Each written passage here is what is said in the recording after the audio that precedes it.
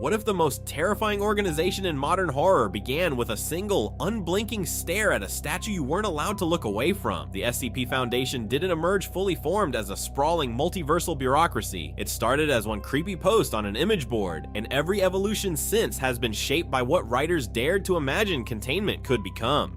The Prototype Era and SCP-173 Genesis. The most influential document in the entire SCP universe contains almost no lore. It's just a concrete statue that moves when you're not looking, some basic containment instructions, and the strong implication that you, the reader, are the staff member responsible for keeping it locked up. No departments, no O5 Council, no geopolitics. Just a bureaucratic voice that suggests a vast, secretive organization without ever defining one. The horror comes from implication. SCP-173 doesn't explain who built the statue or why it exists. It just tells you the rules. Maintain constant eye contact or it will snap your neck. The clinical tone makes it feel uncomfortably real, like you've stumbled onto a classified file you were never meant to read. You are staff, you are responsible, and if you look away, you die. Here's the thing, the community romanticizes this as the purest era of SCP before the grand multiverse was planned, but that's a misconception. There was no master plan. Early anomalies were independent experiments. The recurring use of secure, contain, protect, and standardized formatting quietly transformed isolated horror posts into an implied shared universe through recursive imitation alone. Nobody designed a canon. People just kept writing in the same style, and suddenly there was a foundation. The Prototype Era proves you don't need world building to build a world. You just need a voice that sounds like it knows more than it's telling you. But if you think that minimalist approach could sustain a project forever, you'd be wrong, because the next era turned that implied institution into something real.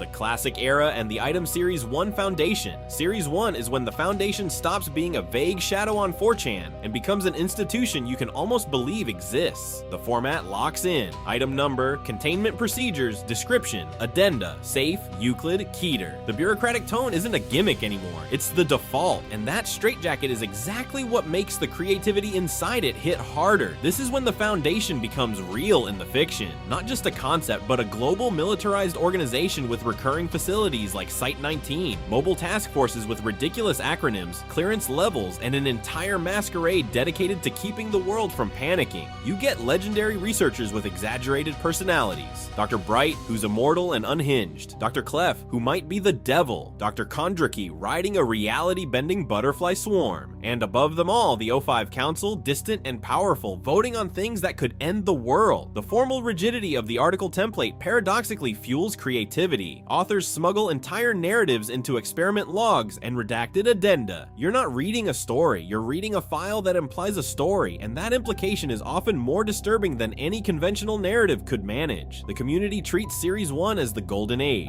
Straightforward horror, plausible pseudoscience, and a tone that never winks at the camera. But if you think One Ghost in a Box is the peak of what this format can do, wait until you hear about the organizations that want to burn every box to the ground. The Insurgency, Split, and the Chaos Schism. The scariest thing the Foundation ever faced wasn't an unkillable monster or a reality-bending god. It was itself. The Chaos Insurgency is officially a splinter group that broke away from the Foundation, taking stolen SCPs, insider knowledge of site layouts, and high-grade anomalous weaponry with them, which means the Foundation's most dangerous enemy isn't some ancient cosmic horror. It's ex-employees who know exactly how containment works and exactly how to break it. These weren't random defectors. They were researchers, MTF operatives, and administrators who spent years inside the system before deciding to weaponize everything the Foundation tried to contain. But here's where it gets uncomfortable. The Insurgency didn't reject the Foundation's methods because they were too ruthless. They rejected them because they weren't ruthless enough. The Foundation at least pretends containment is about protecting humanity. The Insurgency dropped that pretense entirely. They use anomalies as tools for power projection, political manipulation, and outright warfare. No ethical committees, no containment protocols, no hesitation, which raises a very ugly question. Did the Foundation create the Chaos Insurgency? If your organization runs on secrecy, authoritarianism, and treating personnel as expendable assets, eventually someone's gonna look around and think, why are we locking this stuff up instead of using it? On the Foundation side, this split forced a complete overhaul. Counterintelligence units, internal security departments, and loyalist task forces became permanent fixtures. Because if some of the best trained anomalous operatives in the world can turn traitor, how do you trust anyone? The real genius of the Chaos insurgency as a narrative device is how it reframes the Foundation's moral universe. By presenting a group that's openly immoral, it lets the Foundation claim relative ethical high ground. At least we're not them. But some stories argue the opposite, that the insurgency is just the Foundation without the paperwork. At least the insurgency is still human. The next major threat the Foundation faced came from an organization that viewed anomalies the same way you'd view a wasp nest in your attic. Something to destroy immediately, no questions asked. The Global Occult Coalition and post-war containment paranoia. The Foundation is not the only group locking things away, and honestly, it never was. Meet the Global Occult Coalition, a supernatural NATO with a scorched earth mandate. They formed after World War II, when anomalous weapons stopped being theoretical and started leveling cities. The Gawaki's mandate is simple: destroy anomalous threats, not contain them, not study them, kill them, dead,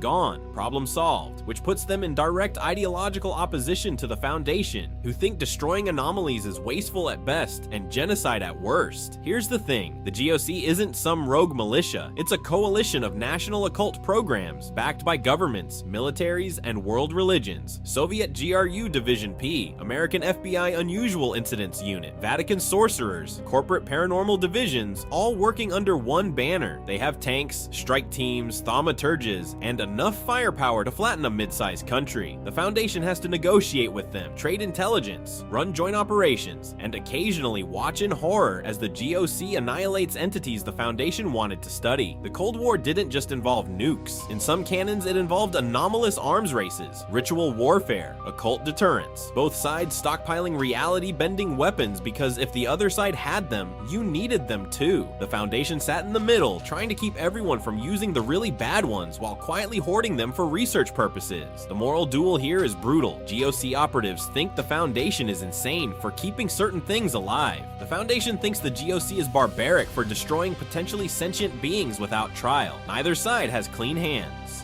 The Foundation experiments on sapient anomalies. The GOC executes them. Both claim to be protecting humanity. Both are arguably right. Both are definitely horrifying depending on which story you're reading. And if you think post-war paranoia and shadow treaties sound messy, wait until you see what happens when the Foundation starts dealing with cosmic threats that can't be killed or negotiated with. The Keter Renaissance in Series 2, Cosmic Threats. Series 2 asks a question the early Foundation never had to deal with. What do you do when the thing you need to contain isn't a monster, but a concept? When simply knowing about an anomaly is what makes it dangerous? The answer involves memetic kill agents, information warfare, and the uncomfortable realization that the Foundation's biggest threat isn't something it can shoot, it's information itself. Consider what a memetic kill agent actually means. It's data that kills you, an image, a sequence of numbers, a specific arrangement of words that, when processed by a human brain, triggers death. The containment procedure isn't a reinforced cell, it's keeping people from looking at the file. Every researcher who reads the document becomes a potential vector. You can't lock up an idea the way you lock up a statue that moves when you blink. Series 2 is where the Foundation stops being a jailer and starts being something closer to a metaphysical IT department. Reality anchors get deployed to stabilize local physics. Amnestics suppress knowledge that empowers certain entities. Some anomalies feed on belief, others exist outside conventional space-time, which makes putting them in a box a conceptual challenge rather than an engineering one. The boxes themselves have to be made of math, narrative structure, or collective ignorance. The Keter classification becomes shorthand for this could end the world. K-class scenarios get taxonomized. XK for total reality failure. CK for restructured reality. The Foundation develops memeticists, thaumaturgists, reality anchor engineers. By Series 2, these aren't fringe departments, they're mission critical. But here's where it gets uncomfortable. The most disturbing innovation isn't a cosmic horror, it's the implication that reading these files participates in the anomaly. Some entries break the fourth wall to suggest that accessing certain documents activates dormant triggers. You thought you were reading horror fiction. Turns out you might be reading a contagion vector, which is, not ideal. At least Keter threats follow some kind of internal logic, even if that logic involves rewriting causality. But if you think cosmic horror and memetic hazards are bad, wait until you see what happens when the masquerade breaks entirely and the Foundation has to decide whether to let the world burn or rewind time itself to fix it. the broken masquerade and temporal restructuring anomalies. So after everything we've talked about, the secrecy, the containment protocols, the global shadow infrastructure, there's one question that hangs over all of it. What happens when it stops working? The broken masquerade canons answer that question, and the answer is not pretty. These are storylines where the Foundation's global secrecy shatters, either through a slow information leak or a single catastrophic event that blows everything wide open overnight. Once that happens, the Foundation faces a binary choice with no good options. Attempt the largest cover-up in human history using mass amnestics and temporal interventions, or accept permanent public exposure and somehow transition into an overt organization. Both options are terrifying, but here's where it gets genuinely unsettling. The Foundation has temporal restructuring anomalies, SCPs that can reset timelines, entities that exist outside linear time entirely.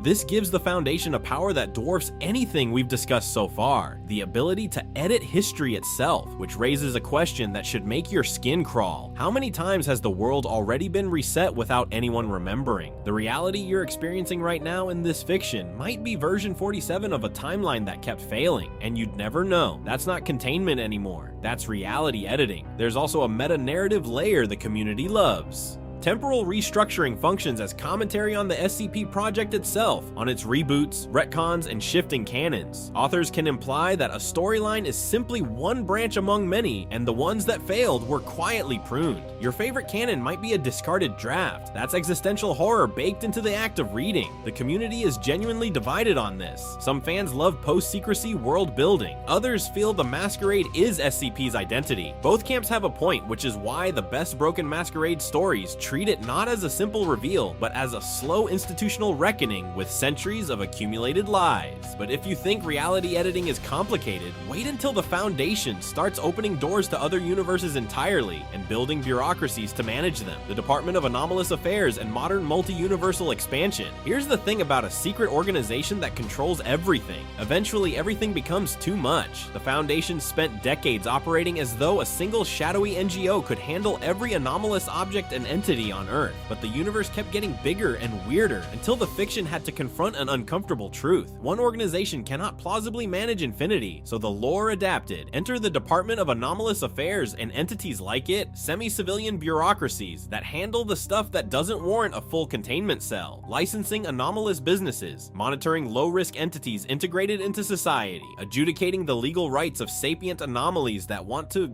exist peacefully. It's governance horror. What is the immigration status of an immortal reality-bending being? Nobody at the Foundation wrote a containment procedure for zoning disputes. But here we are. Then there's the multiverse problem. Anomalies that open portals to alternate dimensions turned the Foundation's responsibility from global to literally infinite. Entire sites get established in other dimensions. Multi-universal task forces deal with threats that don't even originate in our reality. Cool. Add that to the list. The characters shift too. Your protagonist is no longer a D-class being fed to something horrible. It's a mid-level case officer negotiating an inter-universal treaty while 3 overlapping jurisdictions all claim authority over the same anomaly. It's bureaucratic existential dread, which is its own kind of unsettling. Here's where it gets fascinating on a meta level. The SCP Wiki exists in multiple languages, each with its own branch and its own numbered entries. In universe, crossovers between branches get framed as contact between different universes' foundations. The site's organizational structure literally mirrors its own fiction. I don't know what to tell you, that's just elegant. The community concern is real though. If the multiverse is infinite, does anything matter? The best writers address that directly, grounding multiversal stories in specific human costs and making the bureaucracy feel suffocating rather than liberating. But if you think paperwork and parallel dimensions are complicated, wait until you hear about what happens when the people at the very top of the Foundation start writing rules for themselves. The Administrator Protocols and the O5 Council Consolidation. Here's the question every powerful institution eventually has to face. Who watches the Watchmen? The Foundation contains gods, rewrites timelines, and edits human memory on a global scale. So what happens when that organization goes wrong? Turns out someone already thought of that. The Administrator is one of the most fascinating figures in SCP lore because depending on which canon you follow, they might not even be alive anymore. A founder whose written instructions still run the most powerful shadow government on Earth, long after they stopped being around to enforce them, and the most important thing they left behind wasn't a weapon, it was a set of protocols. These Administrator protocols are essentially dead man's switches for the entire Foundation. Pre-written contingency plans for scenarios that should never happen but absolutely will. What to do if the O5 Council is compromised? What to do if the Foundation itself becomes more dangerous than the things it contains. Secret committees, black sites operating outside normal jurisdiction, encrypted messages from the past that trigger institutional transformations nobody saw coming. The protocols exist because even the Foundation's founders expected it to eventually go wrong, which is, not exactly reassuring.